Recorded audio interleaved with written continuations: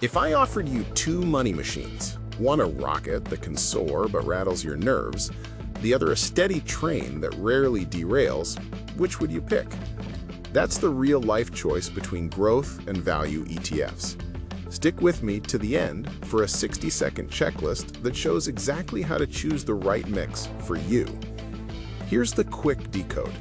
Growth ETFs bundle companies racing to expand, innovators that reinvest profits and can swing wildly.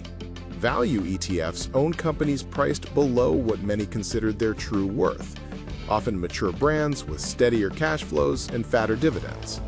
In plain English, growth is speed with bumps, value is mileage with comfort.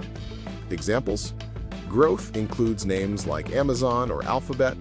Value often includes staples like Coca-Cola or Procter & Gamble. Why not pick both? Diversifying across growth and value is like packing both hiking boots and running shoes. You're ready for different terrains. A blend can smooth the ride without giving up long-term potential. Styles also take turns leading. After value took the spotlight from late 2020 through 2022, growth roared back through 2023 and much of 2024. Then, early 2025 opened with value edging ahead again. Translation: leadership rotates, and chasing yesterday's winner is a risky game. Don't ignore costs. Expense ratios are the silent leak in your portfolio.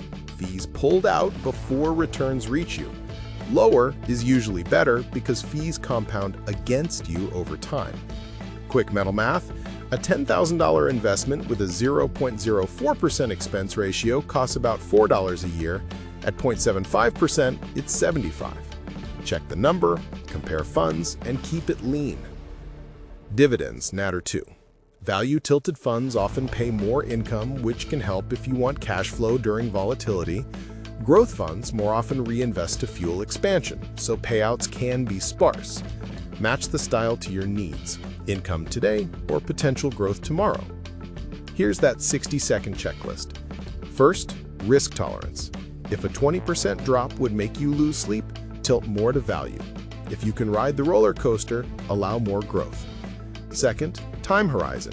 With 5 years or less, stay conservative. With a decade or more, you can lean into growth. Third, income needs. Want dividends? Add value. Fourth, fees. Prefer low expense ratios. Fifth, look under the hood. Make sure value or growth funds actually hold what the label says. And avoid one-style overload. Sixth, tools. Use a comparison tool to see holdings, costs, and volatility side by side before you buy. And seventh, maintenance. Rebalance once or twice a year so one style doesn't silently take over your portfolio. Just a heads up, nothing in this video is financial advice. It's all for information only. Explore more tips on money and investing at Moya Nova's website. Bottom line, don't bet your future on one engine. Blend the rocket and the train so your portfolio can move fast when the track is clear and keep rolling when the weather turns. Watch to the very end and replay the checklist as you pick funds today. Your future self will thank you.